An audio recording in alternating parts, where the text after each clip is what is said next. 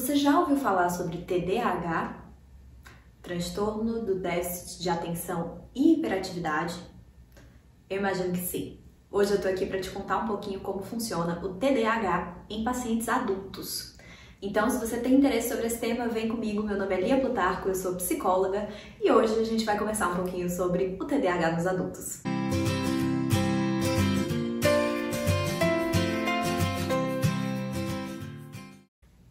Tem muita coisa que a gente poderia falar sobre o TDAH no adulto. E tem muitas características que são diferentes, que mudam da apresentação do TDAH na infância para o TDAH na vida adulta, mas enfim. Como esse é um vídeo introdutório, então eu já deixo de antemão, se você tem dúvidas sobre esse assunto que talvez eu não fale aqui no vídeo, coloca nos comentários que depois eu posso fazer outros vídeos ou responder a tua dúvida pelo comentário mesmo, se for o caso, tá? E vamos lá. Estabelecendo algumas coisas básicas. Para que a pessoa tenha, de fato, TDAH, ela precisa ter esse transtorno desde a infância. Por quê? O TDAH, ele faz parte de um grupo de transtornos que a gente chama de transtornos do neurodesenvolvimento. Isso significa que ao longo do desenvolvimento, desde que a criança, desde criancinha, bebezinho, a pessoa já apresenta algumas características desse transtorno e continuará apresentando essas características ao longo da vida. Então, uma pessoa, para ser diagnosticada com TDAH, o TDAH, a desatenção, a hiperatividade dela, não pode ter surgido na adolescência ou na vida adulta. Ele precisa já ter existido de alguma forma, a gente precisa conseguir ver sinais, sintomas, indícios e até mesmo prejuízos disso ao longo da infância, da adolescência e da vida adulta, tá? E quais são, então, esses prejuízos? Na infância, os prejuízos mais comuns são incômodos familiares pela criança ser muito danada, meio hiperativa de fato, problemas com notas escolares, dificuldades no aprendizado, ou mesmo no comportamento na escola, então dificuldade às vezes de ficar sentada e acompanhar a aula inteira, ou dificuldade de prestar atenção nas aulas, de seguir as orientações dadas pelos professores, então são queixas muito nesse sentido. Outra coisa também que pode acontecer que é bem interessante, aí já é mais na vida adulta, é a modificação dos sintomas. Por exemplo, a hiperatividade na infância é aquela típica criança danada, com muita energia, que muitas vezes não para quieta, que às vezes não obedece, não escuta, não dá atenção para aquilo que os pais estão falando, ou para que outras pessoas colocam algumas regras importantes e as crianças não seguem. Na vida adulta, isso muda. Até a questão que eu falei de ficar se levantando, correndo, a gente não costuma ver adultos fazendo esse tipo de coisa. Então, o que acontece é que na vida adulta, a apresentação do sintoma de hiperatividade, ela fica diferente. Normalmente, vai ser um adulto que ele parece ter mais energia, mas muito no sentido de ser extrovertido, de falar muito, às vezes de falar até por cima do que as outras pessoas falam, que é um sintoma muito característico da hiperatividade no adulto. Então ele não consegue deixar as outras pessoas concluírem os raciocínios, ele meio que completa a frase da outra pessoa, porque, enfim, essa questão da impulsividade também é muito comum. Então esse impulso de falar, muitas vezes essa energia, essa sociabilidade maior, para conhecer pessoas, para conversar, é uma coisa que aparece ali no adulto, que a gente vai estar associando com sintomas de hiperatividade, uma forma diferenciada dessa hiperatividade se mostrar, tá? Às vezes também pode ser em relação à inquietude mesmo. Então, por exemplo, apesar de eu gesticular bastante, mas eu tô sentadinha aqui, paradinha, uma pessoa com TDAH, talvez ela estivesse se movimentando até um pouco mais do que eu tô me movimentando agora, dando pra gente a sensação em alguns momentos que ela é muito inquieta, mesmo adulta. Então, não é do mesmo jeito que a criança, não vai sair correndo, não vai fazer essas coisas, mas deu pra pegar aí a diferença e ver que é uma pessoa que é cheia de energia, Essa hiperatividade meio que se traduz dessa outra forma no adulto. E a desatenção? A desatenção, vamos fazer alguns parênteses super rápidos aqui. Primeiro, hoje em dia, todo mundo tá desatento. Celular, muita questão de televisão, informações ao mesmo tempo, então as pessoas estão trabalhando, mas estão olhando o WhatsApp do trabalho, mas estão resolvendo um negócio que acontece em casa, né? Que é uma coisa que era impensável uns tempos atrás. Na época que não existia telefone celular, a gente não conseguia estar resolvendo um problema de casa e estar no trabalho e fazer tudo ao mesmo tempo. Hoje a gente consegue, a internet permite que a gente faça isso. Como consequência dessa vida moderna, dessa característica, estamos todos desatentos. Como consequência de estarmos todos desatentos, muitos de nós se sentem um pouco TDAH, cheios de desatenção, com dificuldade de leitura, de concentração, de fazer as tarefas. E aí, na hora de fazer o diagnóstico de TDAH, é muito importante a gente fazer esse diagnóstico diferencial. Você só está desatento do mesmo jeito que todos nós, eu inclusive, estamos desatentos? Ou você realmente tem uma desatenção? Como eu disse, a primeira dica é: essa desatenção vai ter causado prejuízo ao longo da tua vida. Provavelmente ela vai estar associada com alguma forma de hiperatividade, para que seja um TDAH. Uma outra dica também para a gente entender a diferença dessa desatenção é os prejuízos que são os prejuízos que essa desatenção deverá causar na tua vida, para que a gente possa entender ela como um sintoma de TDAH de fato. Lia, que tipo de prejuízos que a desatenção pode causar na vida de alguém que tem o TDAH?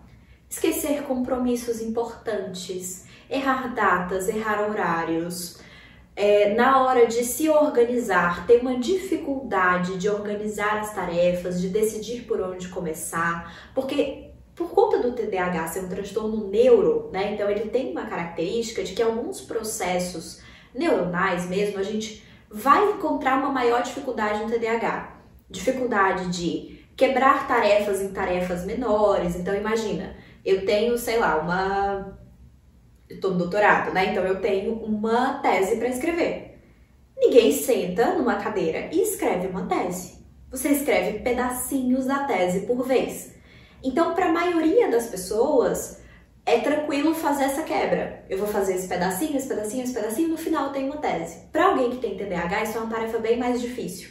A pessoa se desconcentra, se perde nessa organização, não sabe muito bem por onde começar, enfim, tem dificuldade de quebrar uma grande tarefa em tarefas menores. Isso é uma habilidade que precisa ser aprendida, que precisa ser treinada, assim como essas habilidades de organização, para que a pessoa não se confunda com datas, esqueça compromissos. E os esquecimentos, eles tendem a ser esquecimentos que de fato geram prejuízo. Deixar uma torneira ligada, acabar, né, colocando a mangueira da máquina de lavar para um canto que não é para colocar e causar alguma coisa, esquecer uma chave, perder chaves, né? Então não é aquela pessoa que, uma vez na vida eu perdi a minha chave. É aquela pessoa que já deve ter perdido a chave umas 10 vezes. E coisas desse tipo. Então, perder objetos pessoais, não conseguir encontrá-los depois, né? Então, ter essa desatenção mesmo, causando efetivamente prejuízos no dia a dia. Inclusive, prejuízos de comunicação. De muitas vezes não conseguir prestar atenção naquilo que as pessoas dizem, não conseguir manter a atenção no foco numa conversa e por aí vai, né?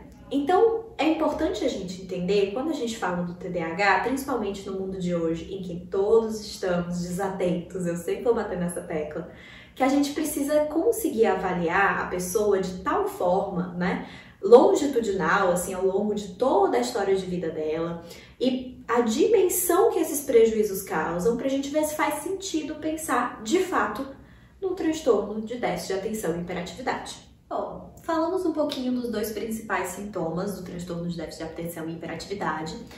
É interessante a gente estabelecer também algumas coisinhas sobre como funciona o tratamento para quem de fato tem o TDAH e como que a gente pode conseguir ter uma certeza maior de que eu tenho ou que eu não tenho TDAH. Então vamos cobrir aqui esses dois pontos rapidinho. Primeiro ponto, como que eu posso saber se eu tenho de fato o TDAH? Existem dois profissionais que vão poder te dar esse diagnóstico.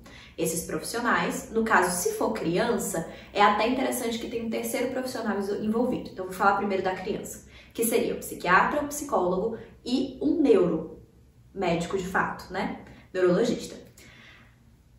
No caso, neuropediatra, porque é criança. Se você for adulto, já é possível fazer o teu diagnóstico somente com psiquiatra e psicólogo. É interessante que você procure esses profissionais e eu até te recomendo que se você for fazer a avaliação, principalmente do TDAH, eu acho que a avaliação psicológica ela é um recurso muito interessante. Porque ainda que a gente consiga fazer uma avaliação clínica, como o TDAH ele tem essas características neurodiversas, né, dessa diferente apresentação de algumas funções psicológicas básicas, como a memória, a atenção, então é interessante que você seja avaliado por um psicólogo que faz avaliação psicológica e vai poder te dar um laudo explicando com toda a avaliação que ele fizer por meio de testes psicológicos, entrevistas familiares, ele vai conseguir te dar com maior segurança a certeza se você tem ou se você não tem o TDAH. Então, revisando, se for criança, procurar 3 profissionais, psicólogo, psiquiatra e um neuropediatra, que vai te ajudar nesse processo de diagnosticar, né, seu filho, enfim. Se for adulto, você achar, por exemplo, que você tem o TDAH, procure um psiquiatra e um psicólogo. O psicólogo, se você quer fechar esse diagnóstico, eu te recomendo que você busque um psicólogo que faz avaliação psicológica e por meio de um processo de avaliação ele vai te dar um laudo dizendo para você se você tem ou se você não tem o TDAH. E chegamos na segunda pergunta, que é, e o tratamento? Ok, recebi os laudos, eu tenho mesmo TDAH. O que eu faço agora? Como eu falei para vocês, existe um funcionamento diferente em quem tem o TDAH, principalmente nessa questão neuronal. Essa diferença da apresentação é exatamente essas dificuldades, principalmente na função psicológica básica que a gente chama de atenção. Então, o tratamento com o psicólogo, ele consiste basicamente em te ajudar a superar essas dificuldades. Você precisa entender quais são, no seu caso específico, quais são os impactos que a desatenção e a hiperatividade geram na tua vida e quais as formas que a gente pode encontrar para facilitar que essa dificuldade não te atrapalhe. Então eu dei exemplos simples aqui no vídeo, né? Eu falei de perder muito a chave. A gente vai pensar em estratégias para que você perca menos essa chave. Então são desde coisas muito pequenininhas como essa, até coisas mais macro no sentido de aprender a fazer essa questão da quebra de tarefas em tarefas menores. Isso muda a vida da pessoa, tanto na organização da vida de um modo geral, quanto na organização do trabalho, na execução do trabalho, enfim. Então a gente vai se concentrar nessas dificuldades e na superação dessas dificuldades por meio de uma série de estratégias. Também, se você tiver alguma coisa associada ao TDAH, como uma ansiedade ou algum... Não exatamente uma depressão, mas até mesmo uma tristeza por todos os momentos que você pode ter passado, né? Sem saber que tinha o TDAH. E algumas pessoas, por exemplo, chegam na vida adulta se sentindo muito burras.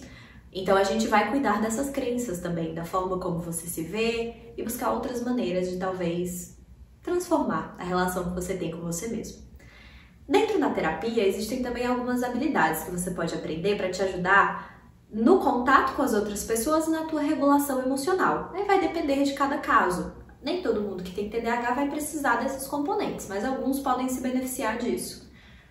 Como eu disse, algumas pessoas que têm TDAH tendem a ser bastante impulsivas, boa parte delas, principalmente por conta da questão da hiperatividade. Então, para reduzir essa impulsividade, a gente vai aprender algumas estratégias. Também vamos aprender algumas estratégias para lidar com a questão da comunicação. Como eu disse, algumas pessoas com TDAH tendem a completar o raciocínio das outras pessoas, não terem paciência para ter determinadas conversas. E aí a gente vai trabalhar nisso também, aumentar essa tolerância e tolerar um pouco de desconforto para conseguir facilitar a vida das pessoas que têm esse transtorno. Falando de uma forma bem geral, é isso, né? Os principais sintomas, um pouco do TDAH, um pouquinho de como funciona. Eu aguardo as dúvidas de vocês sobre o tema para trazer outros assuntos sobre isso por aqui, caso vocês se interessem. Beijo grande e até o próximo vídeo. Tchau, tchau, gente!